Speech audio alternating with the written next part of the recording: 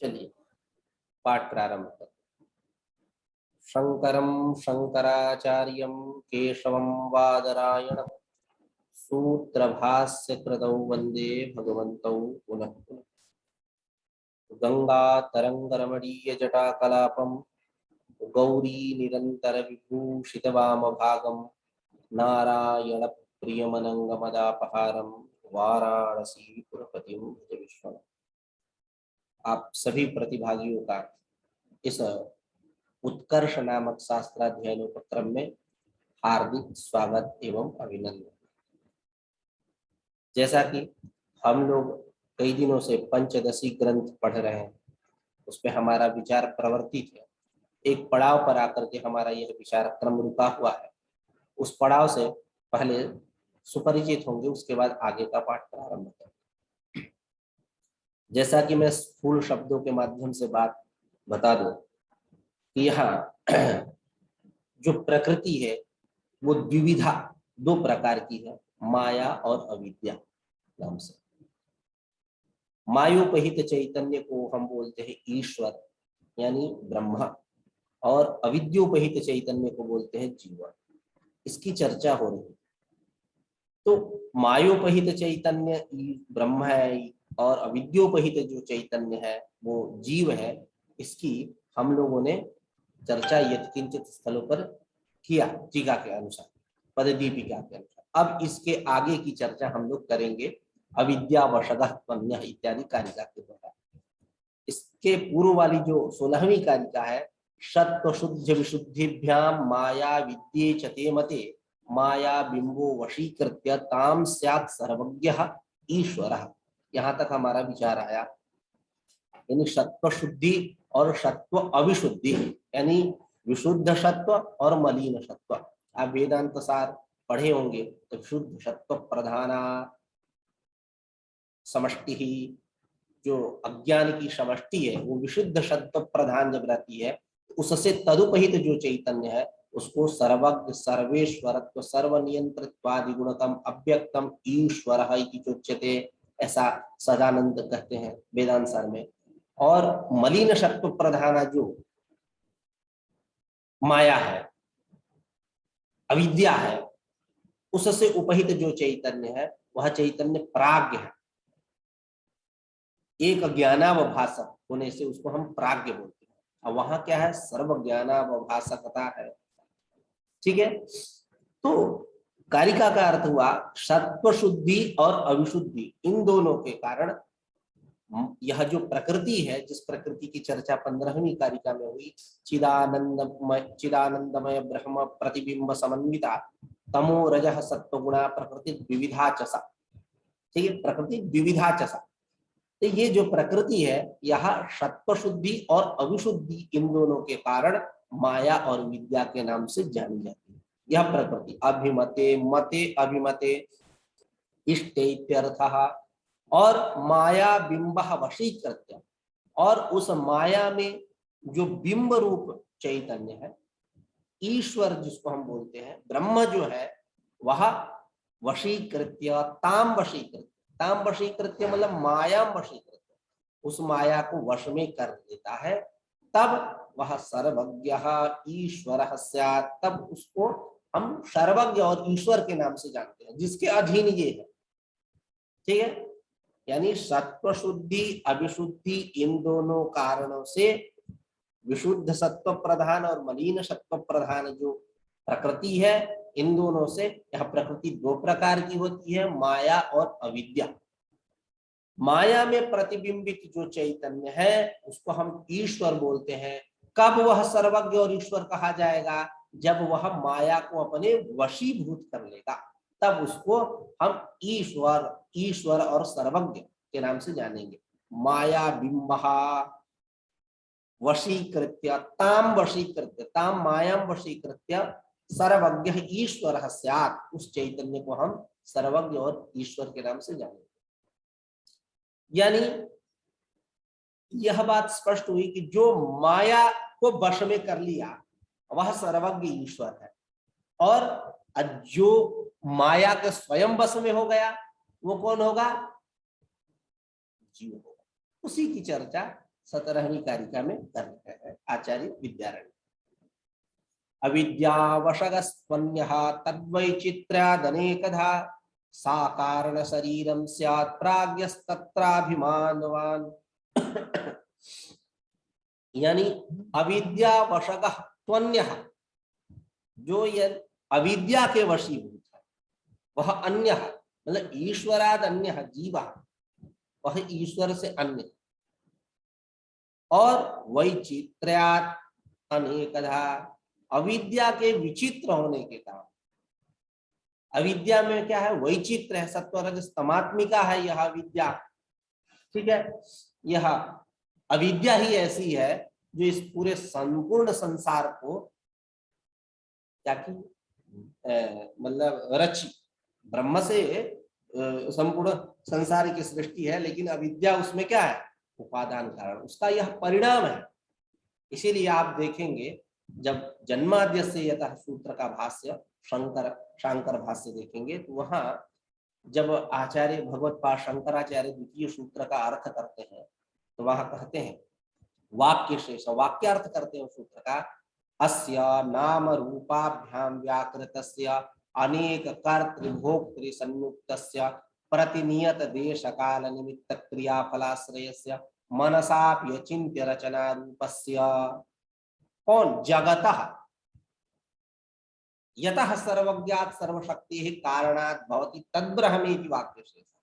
एतादृश जो जगत जिससे होता है वही ब्रह्म है। तो षष्ठ्यंत जितने पद है सब के सब जगत के विशेषण है, जगतः इसके विशेषण। ये जगत में वैचित्रता कैसे आई? अविद्या के कारण। अविद्या के विचित्र होने से, नाना शक्ति समन्वित होने से, सत्व रजस तमात्मिका अविद्या को होने से यह जगत जो है इस प्रकार का दिखता है। तो जब अविद्या के वशीभूत, जिसने अविद्या को वश में कर लिया वो तो ईश्वर हो गया, सर्वज्ञ हो गया, सर्वनियंता हो गया। और जो अविद्या के वशीभूत हो गया वह अन्यः ईश्वरादन्यः जीवः इति, वह ईश्वर से अन्य जीव कहा जाएगा। और वैचित्र्यात् अनेकधा, अविद्या के विचित्र होने से, नाना होने से, अनेकधा, वह जीव भी नाना। ठीक है, हम में तुम में खड़े खंभ में घट घट व्यापे राम, तो हम में तुम में, तो हम और तुम, अस्मद और युष्मद, ये क्या है? जीव की नाना। उस तुलसीदास विरचित यह जो पद्य है इसके द्वारा तो यह स्पष्ट तो हो रही है कि ब्रह्म की सर्वव्यापकता, लेकिन वहां से हम ये भी तो निकाल सकते हैं हम में तुम में, मतलब हम तुम मतलब जीव की नाना, नाना तो जीव नाना है, आप अलग है, आप अलग, आप अलग। आपको लड्डू खाने की इच्छा है, आपको उनको लड्डू खाने की इच्छा नहीं है। ठीक है, जीव साक्षी नाना है, एक नहीं है। नहीं तो मैत्रावगते चैत्रस्यापि अनुसंधान प्रसंगः, मैत्र को ज्ञान होने पर भी चैत्र को ज्ञान होने लगेगा। मंदीप रावत जी को हिमाचल प्रदेश जाने की इच्छा है तो हमको भी जाने की इच्छा हो जाए। इस समय पढ़ने की इच्छा है तो हमको भी पढ़ने की इच्छा हो जाए, पढ़ाने की इच्छा है तो हमको भी पढ़ाने की इच्छा हो जाए। लेकिन ऐसा नहीं है। मुंडे मुंडे मतिर्भिन्ना तुंडे टुंडे सरस्वती, सबके विचारों में मति बुद्धि विवेक अलग अलग होते हैं। यही जीव का नानत्व है। लोक व्यवहार में इस प्रकार से हम समझ सकते हैं। ठीक है, अंतःकरणोपहित चैतन्य जो है वही जीव है। अंतःकरण के नाना होने से जीव में नानत्व है, जानिए। तो वैचित्र्यात् अनेकधा, अविद्या के विचित्र होने के कारण, नाना शक्ति समन्वित होने के कारण यह जीव भी क्या है? अनेक है। सा कारण शरीरम, सा अविद्या, वह अविद्या कैसी है?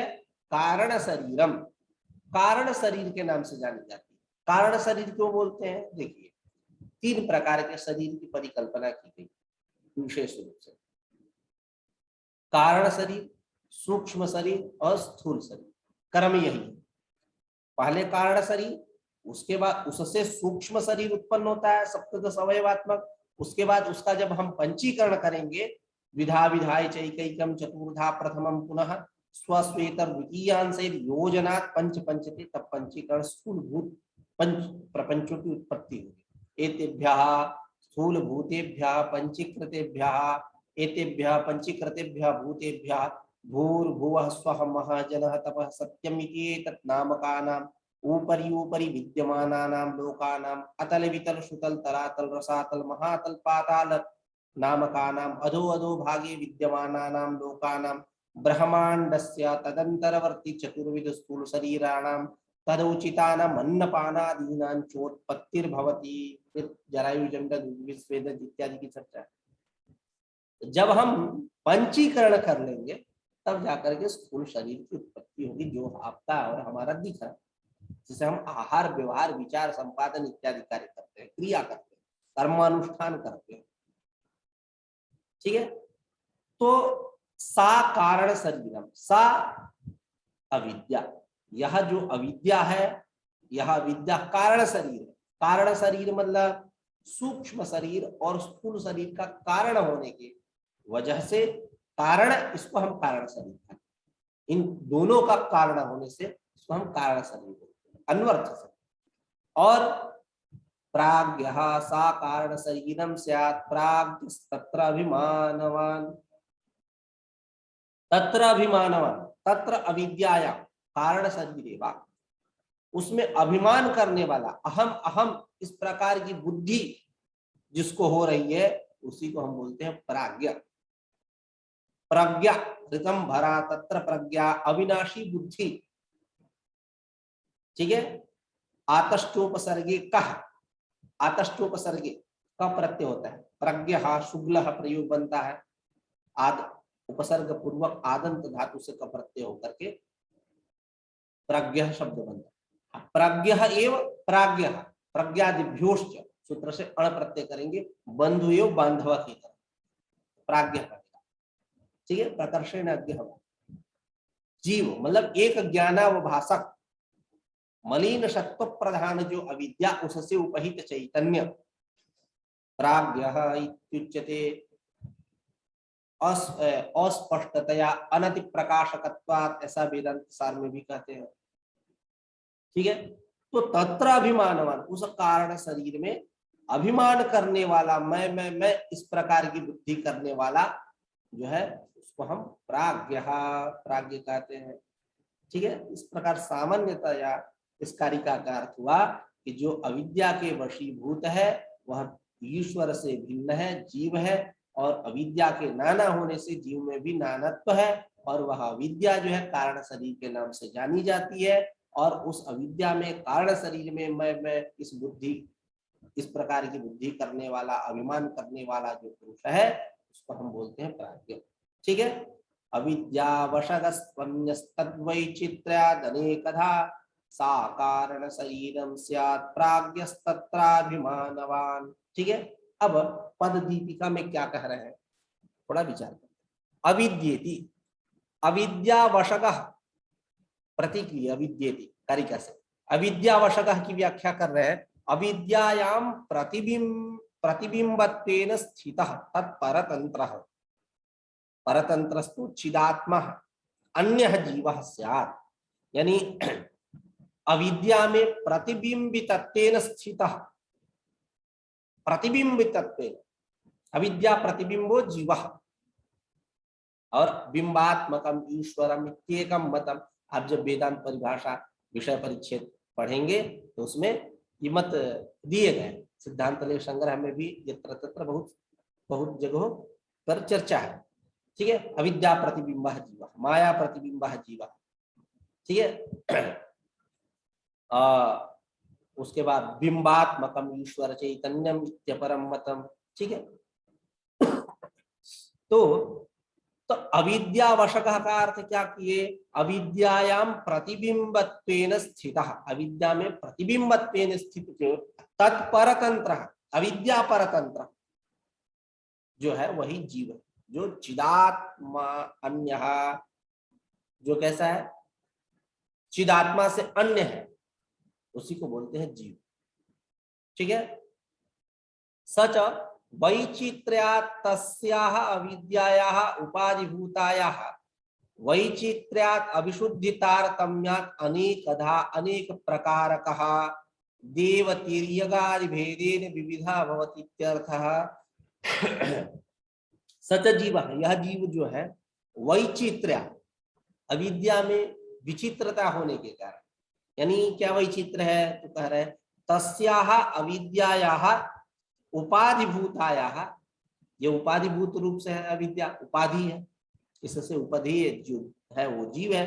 तस्याः अविद्यायाः उपाधिभूतायाः वैचित्र्यात्, वैचित्र्य क्या है तो अविशुद्धि तारतम्यात्, अविशुद्धि की तारतम्यता लगातार एकदम, मतलब विशुद्धि खत्म होने का नाम नहीं, अविशुद्धि तारतम्यात् अनेकधा, अनेक प्रकार की होती है, यानी अनेक प्रकार का। तो अब उससे उपहित जो चैतन्य जीव है वह अनेक प्रकार का होगा। ये अविद्या की विचित्रता हुई ना, क्या अविशुद्धि तारतम्य, अभी वैचित्र्य, यहां तक क्या अर्थ हुआ, अनेकधा का अर्थ हुआ अनेक प्रकार का। वैचित्र्य क्या क्या अर्थ हुआ कि तस्याः अविद्यायाः उपाधिभूतायाः वैचित्र्यात्, यानी अविशुद्धि तारतम्यात्, ये हुआ वैचित्र। वैचित्र होने के कारण तदुपहित जो चैतन्य है, उपधेय रूप जो जीव चैतन्य है वह अनेकधा, यानी अनेक प्रकार का, अनेक प्रकार का होता है। यानी क्या अनेक प्रकार तो देवतीर्यगादि भेदेन विविधा भवति। देवतीर्यगादि, देवता गण लोग हैं, तिर्यक पक्षी इत्यादि, और मनुष्य इत्यादि, ये विविध रूपों वाला होता है। अनेकधा का तात्पर्य क्या है, ये अविद्याकृत है, अविद्या के कारण ये सब हो रहा है। ठीक है, ये सब जीव है। तो देव अनेक, अनेकधा का अर्थ किया अनेक प्रकार का है, यानी देव तिर्यगादि भेदेन विविधा भवति इत्यर्थः। यथा, उदाहरण के रूप में दे रहे हैं प्रश्नोपनिषद का वाक्य, यथा मुंजादिशिकैव मुंजादिशिकैव महात्मा युक्त्या समुद्धृतः शरीर त्रितयाधीरैः परम ब्रह्मैव जायते। देखिए, आप मुंज के वृक्ष को जानते होंगे, पौधा है, ठीक है, गांव देहात में मुंज से पलान बनता है। पलान मतलब वो प्लान नहीं, पलान बोलते हैं घास फूस की झोपड़ी, प्रयोग करते हैं गांव देहात में, वो उस मुंज को प्रयोग करते हैं उसके निर्माण के लिए। ठीक है, आप हनुमान चालीसा पढ़े होंगे तो उसमें कांधे मुंज जनेऊ साज ऐसा पाठ मिलता है, जो हनुमान जी मुंज की यज्ञोपवीत मेखला जिससे बनती है उसको धारण करते हैं। यज्ञोपवीत आपका भी हमारा भी सबका हुआ, हम लोग मेखला धारण की तो मुंज से ही निर्मित होती है। ठीक है, तो ये अब समझ में आ गया होगा कि मुंज मतलब क्या।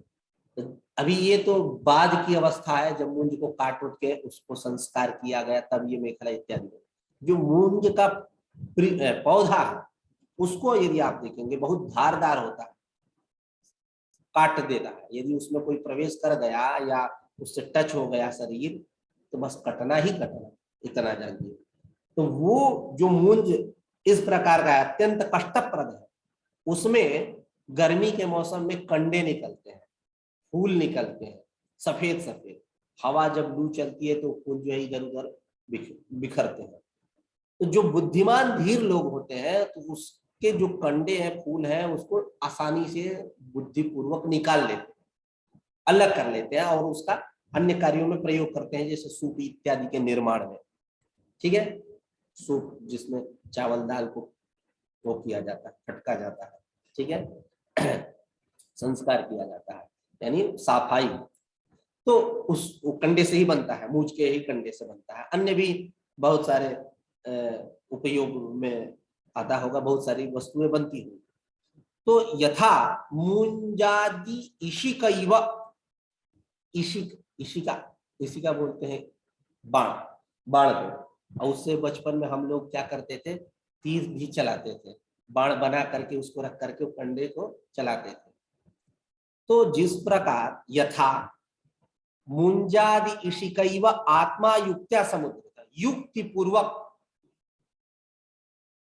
जैसे बुद्धिमान लोग उस मुंज के पौधे से उसके कंडे को, कोमल भाग जो है पुष्प इत्यादि को अलग कर लेते हैं युक्ति पूर्वक, ठीक उसी प्रकार इस शरीर से आत्मा को अलग समझना चाहिए। अन्य अन्य की व्याख्या हो, ठीक है। उसी प्रकार यह जो शरीर है देह आत्मा नहीं है, इससे अलग आत्मा है।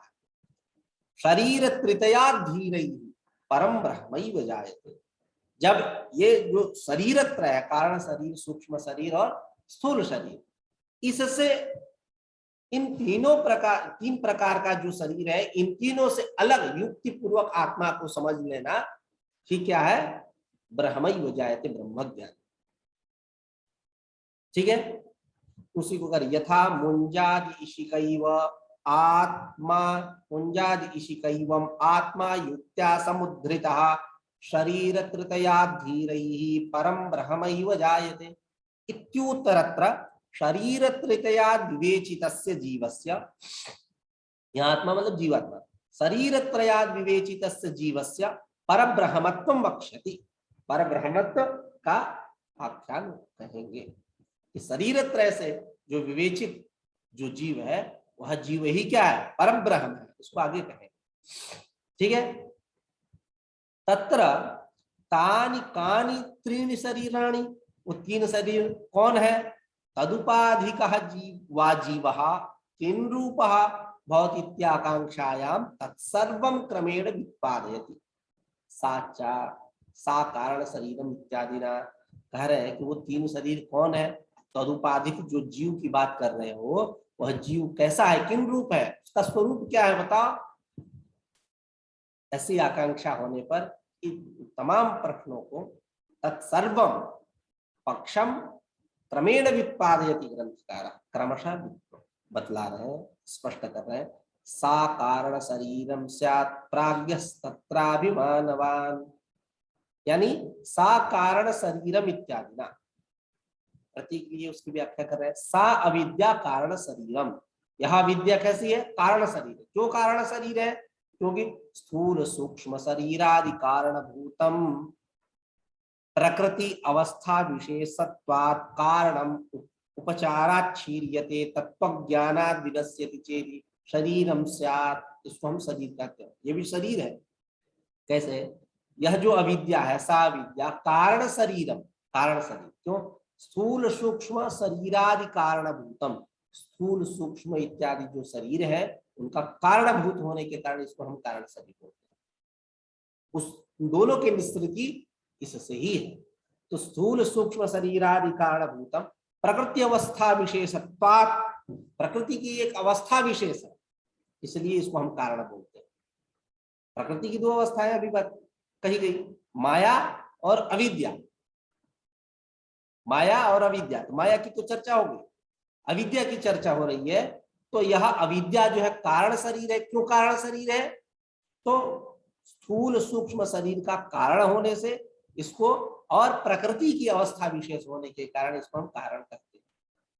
उपचारात, इसमें उपचारात इति हेतु हो तत्र कारणत्व से व्यवहार, औपचारिक कारणत्व का व्यवहार, उपचार मतलब लक्षणया भी बोल सकते हैं, उपचार शब्द लक्षणा परक भी है।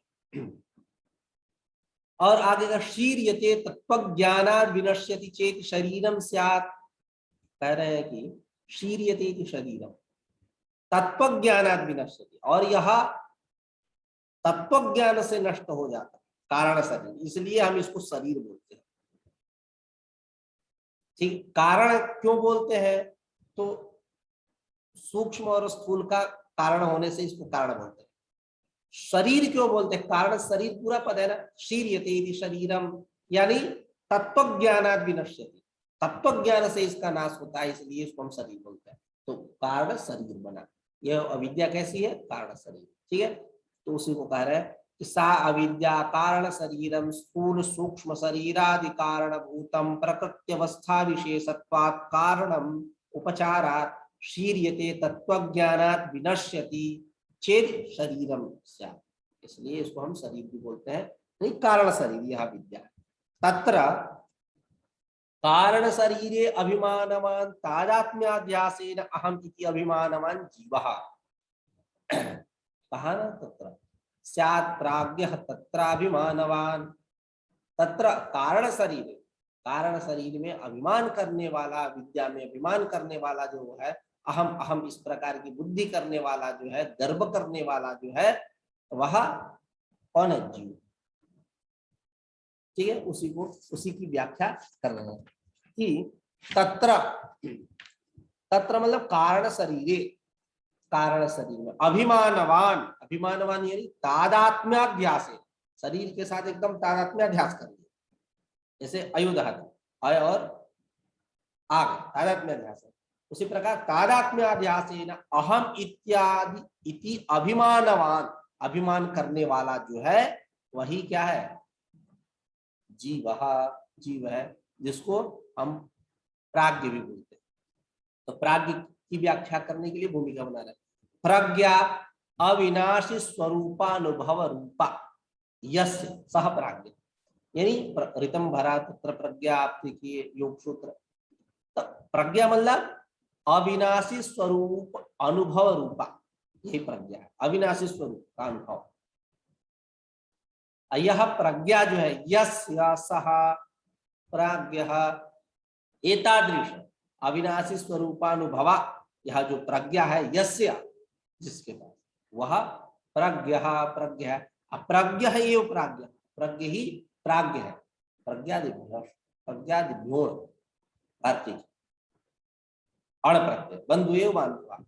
ठीक है, प्रज्ञ है एवं प्राज्ञ, यानी एतन नामक स्यादित्यर्थ, एतन नामक यह जीव है, यानी प्राज्ञ के नाम से इसको जानते हैं। ठीक है, यानी एतावता, जिसने अविद्या को वश में कर दिया, अविद्या बिंबः तम वशीकृत्य स्यात् सर्वज्ञः ईश्वरः, उसको हम ईश्वर बोलते हैं। और जो अविद्या के वशीभूत हो गया वह जीव। ठीक है, अब 18वीं कारिका पे विचार करते हैं। एक अवतरणिका बनाते हैं। कर्म प्राप्त आचार्य, कर्म प्राप्तम सूक्ष्म शरीरम तदुपाधिकम जीवम वित्पादयितुम तत्कारणाकाशादि सृष्टि माह। कर्म प्राप्तम, देखिए अभी कारण शरीर की चर्चा हुई, क्रम किसका आया? सूक्ष्म शरीर का। कर्म प्राप्त सूक्ष्म शरीरम तदुपाधिकम जीवम, और उससे उपहित जो चैतन्य है वही क्या है? जीव है। यानी जहां उपाधि रूप में ये बैठी सूक्ष्म शरीर, तदुपाधिक कौन होगा? अविद्योपाधिक कौन होगा? जीव है। तो तदुपाधिक जो जीव है, इसको व्युत्पादयितुम, बतलाने के लिए, स्पष्टयितुम, अवबोधयितुम, प्रदर्शयितुम, बतलाने के लिए, तत्कारण आकाशादि सृष्टि, आकाशादि सृष्टि। तस्माद् वायु, आप वेदांत सार पढ़े होंगे, एक चर्चा चलती है जब अज्ञान के आवरण और विक्षेप शक्ति की चर्चा हो जाती है, उसके बाद चर्चा चलती है तमः प्रधान विक्षेप शक्तिमत, तमः प्रधान विक्षेप शक्तिमत अज्ञानोपहित चैतन्यात् आकाशः संभूतः, आकाशात् वायुः, वायोः अग्नेः, वायोः अग्निः, अग्नेः आपः, अद्य पृथ्वी चुप्त। ये बात चलती है। ठीक है, तो कह रहे क्रम प्राप्तम, वही बात यहाँ, क्रम प्राप्तम सूक्ष्म शरीरम तदुपाधिकम जीवम, क्रम प्राप्त सूक्ष्म शरीर, तदुपाधिक जो जीव है उसको बतलाने के लिए तत्कारण आकाशादि सृष्टि को कह रहे हैं। तमः प्रधान प्रकृते तद्भोगा येश्वराज्ञया वियत पवन तेजोम्बुहो भूतानि चक्किरे। ठीक है, तमः प्रधान प्रकृति है, जब तमोगुण की प्रबलता रहेगी, ऐसी जो प्रकृति, न कि सत्व और न कि रज, जब तमोगुण की, क्योंकि गुणों में उपमर्द उपमर्दक भाव होता है, अभिभाव्य अभिभावक भाव होता है। प्रकृति त्रिगुणात्मिका, तीनों गुण है, लेकिन समुद्रिक किसी का रहता है। जब सत्व समुद्रिक व्यक्ति में, जैसे आप हैं मनदीप जी या कोई भी, जब आप में सत्व का समुद्रिक होगा तो आप धार्मिक होंगे, रजोगुण का समुद्रिक होगा तो मारपीट करेंगे, तमोगुण का समुद्रिक होगा तो आप खूब सोएंगे। ठीक है, ये समुद्रिक होता है। समुद्रिक मतलब प्रबलता। तो जब तमोगुण की प्रधानता रहती है जिस अविद्या में, माया में, प्रकृति में, तब उससे भोगाय, भोगाय मतलब जीव के सुख दुख रूप भोग के लिए ईश्वराज्ञया, ईश्वर आज्ञया, ईश्वर के इच्छा के अनुसार, ईश्वर के अनुमति से, आज्ञा से यह चार महाभूत उत्पन्न होते हैं। कौन? वियत यानी आकाश, पवन यानी वायु, तेज यानी अग्नि, और अंबु यानी जल, और भू यानी पृथ्वी। ये भूतानि जग्गिरे, यानी भूत क्या होते हैं? प्रादुर्भवन्ति इत्यर्थः, ये प्रादुर्भूत होते हैं। ठीक है, तो तमः प्रधान प्रकृति है, वही वेदांसार की पंक्ति का स्मरण करिए। तमः प्रधान विक्षेप शक्तिमत अज्ञानोपहित चैतन्याकाशः संभूतः। ठीक है, वही स्मरण करिए। तो तमः प्रधान प्रकृति है तद्भोगाय, जीव भोगाय ईश्वराज्ञया वियत पवन तेजो बुभुवो भूतानि जग्गिरे, ये उत्पन्न होते। अब देखिए पद दीपिका में क्या कह रहा है? तमः प्रधान की प्रतीक, तद्भोगाय, तद्भोगाय यानी तेषाम प्रज्ञानाम भोगाय, यानी सुख दुख साक्षात्कार सिद्धे, उनके सुख दुख साक्षात्कार के लिए।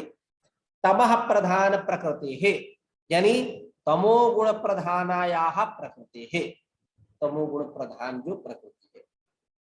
पूर्वोक्तायाः उपादान कारण भूतायाः, ये प्रकृति क्या है? उपादान कारण है।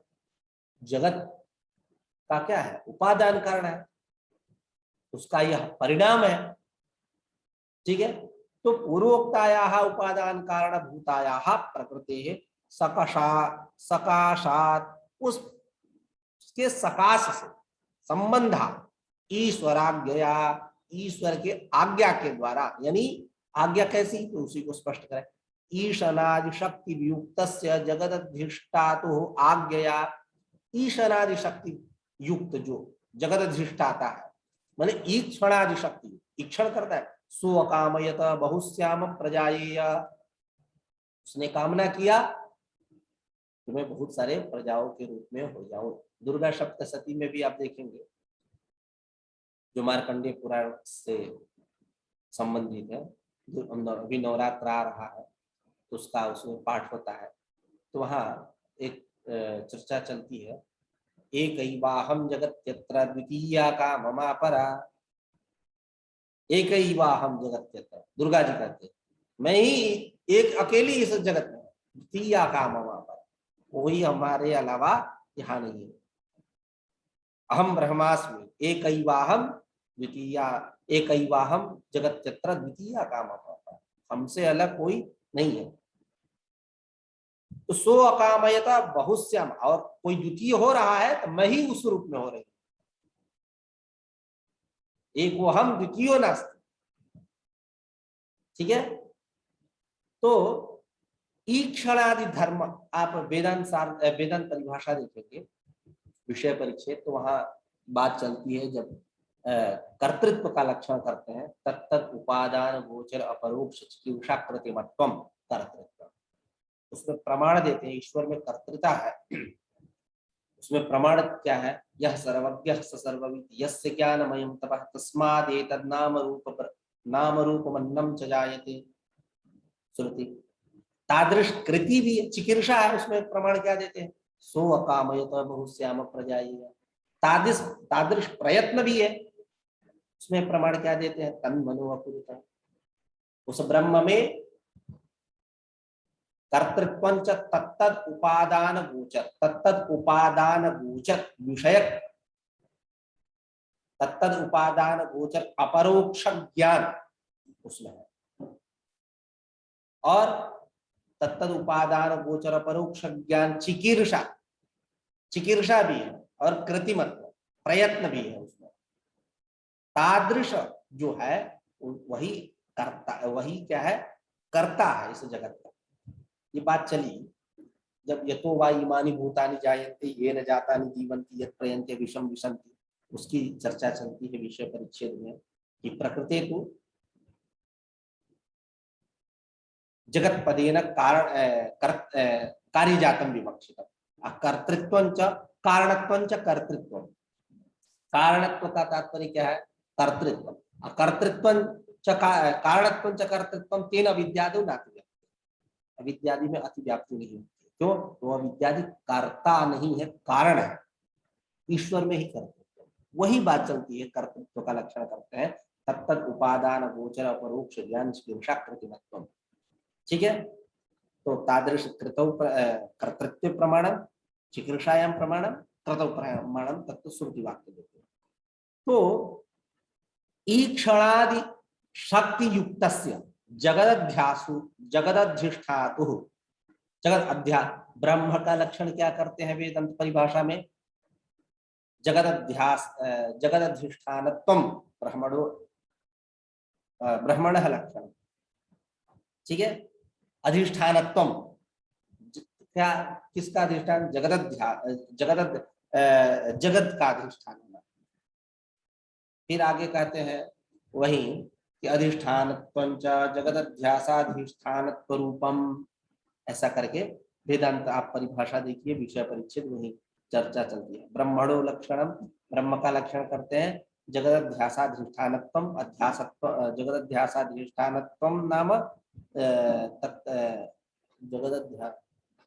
आप एक बार विषय परिच्छेद देखिए, स्पष्ट हो जाएगा, वो ऐसा ही है। जगदध्यासाधिष्ठानत्व रूपम ब्रह्मणो लक्षणम। ठीक है, तो ईशादि शक्ति वियुक्तस्य जगद अधिष्ठातु। ईक्षणादि शक्ति युक्त जो जगत का अधिष्ठाता ब्रह्म, उसके आज्ञा से, यानी इच्छा पूर्वक सर्जनेच्छया, इच्छा पूर्वक सर्जनेच्छा रूपया, यही है इच्छा पूर्वक सर्जन। सृष्टि कैसे हो? इच्छा पूर्वक, पहले ईक्षण, उसके बाद सो अकामयत बहुश्याम प्रजाय, उसके बाद सृष्टि। तन मनो अकुरुत, पहले ईक्षण किया उसके बाद सृष्टि। आप देखिए लोक व्यवहार में कैटरिंग वाले जो होते हैं, घर पे शादी योदी के फंक्शन में बुलाया जाए तो उनका जो मेनू होता है तदनुरूप खाना बनाते हैं, तो अपने दिमाग में बैठा लेते हैं कि पहले ये बनाऊंगा, सब्जी बनाऊंगा 4 प्रकार का, 5 प्रकार का, 10 प्रकार का, उसके बाद लास्ट में हम पूड़ी बनाएंगे, जो भी बनाएंगे, कचौड़ी बनाएंगे। तो एक सेटिंग कर लेते हैं। भावी आप वही पैटर्न आपको ये देखना है। तो व्याकरण में देखिए, मुनित्रयम् नमस्कृत्य तदुक्तिः परिभाव्य च वैयाकरण सिद्धांत कौमुदीयं विरच्यते। इदमस्तु सन्निकृष्ट, इदम शब्द का प्रयोग सन्निकृष्ट वस्तु के लिए। इदम पुस्तकम, अयम बालकः, इयम बालिका, यह जो प्रयोग कर रहे हैं पूर्ववर्ती है, दृश्यमान है, अंगुलियां निर्देश करके उसको हम दिखा सकते हैं। वैयाकरण सिद्धांत कौमुदीयं विरच्यते, वैयाकरण सिद्धांत कौमुदी की मैं रचना करने जा रहा हूं। तो वैयाकरण सिद्धांत कौमुदी की रचना करने जा रहा हूं, इयम वैयाकरण सिद्धांत कौमुदी, तो अभी तो रची नहीं गई, कैसे इयम कर दिए? तो वहां समाधान क्या देते हैं? भाविन्यापि तस्याः बुद्ध्या विषयीकरणादीयमिति प्रत्यक्षवन्न निर्देशः। भविष्य में होने वाली है, लेकिन बुद्धि में उसको मैंने बैठा लिया है, बैठा लिया, वो हमारे लिए प्रत्यक्ष के समान है, प्रत्यक्षवत है, इसलिए हम इदम शब्द का प्रयोग करें। उसी प्रकार हलवाई जो है भोजन बनाने जाता है तो वो क्या करता है? मन में पहले पका लेता है, उसके बाद वो आपको, मन में पकाने से तो आप खाएंगे नहीं, आपका पेट तो भरेगा नहीं, तो मूर्त रूप तो देना होगा ना, तो उसके लिए आपके संतोष के लिए वो बनाता है। ठीक है, खाने के लिए, भोजन के लिए, बुभुक्षा शांत हो, ठीक है, लेकिन मन में वो पहले से पका लिया। नहीं, आप कुछ सोचते रहते हो तो लोग कहते हैं क्या पका रहे हो मन में, क्या चल रहा है? ठीक है, तो यह जो सर्जन है कैसा? ईक्षण पूर्वक सर्जन, ये नहीं कि आंख मूंद के उठा कहीं, कुछ लोग ऐसे भी होते हैं, नहीं, बिना सोचे समझे भी कुछ लोग काम कर देते हैं। इसका साइड इफेक्ट क्या पड़ेगा इस पे कोई सोचना नहीं है, सर्दी खांसी हुआ दवा उठा के खा लो, हो गया। तो कहने का तात्पर्य है ईक्षण पूर्वक सर्जन मतलब पहले क्या करा, ईक्षण किया, उसके बाद सर्जन किया। ये है क्या, आज्ञेय का अर्थ। समझ में आई? तो कहाँ थे हम लोग? हाँ, तमः प्रधान प्रकृते तमो गुण प्रधानायाः प्रकृतेः पूर्वोक्तायाः उपादान कारणभूतायाः सकाशात् ईश्वराज्ञया ईशनादि शक्ति युक्तस्य जगदधिष्ठातुः आज्ञया, यानी ईक्षा पूर्वक सर्जनेच्छा रूपया निमित्त कारणभूतया अविद्यया। ठीक है, निमित्त कारणभूतया विद्या वियदादि पृथिव्यंतानि, वियद से लेकर के पृथ्वी तक, पंचभूतानि जगीरे प्रादुर्भव भूतानि प्रादुर्भवन्ति इत्यर्थः। ये 5 महाभूत जो है उत्पन्न हुए। जगीरे मतलब प्रादुर्भूतानि उत्पन्नानि इत्यर्थः, ये उत्पन्न हुए। ठीक है, पृथ्वी वियत मतलब आकाश, उसके बाद पवन मतलब वायु, उसके बाद तेज मतलब अग्नि, अंबु मतलब जल, अभु मतलब पृथ्वी। ये ठीक है। तो आज की चर्चा यही समाप्त करते हैं, कल पुनः विचार करेंगे। ठीक है, कुछ पूछना है पूछ सकते हैं।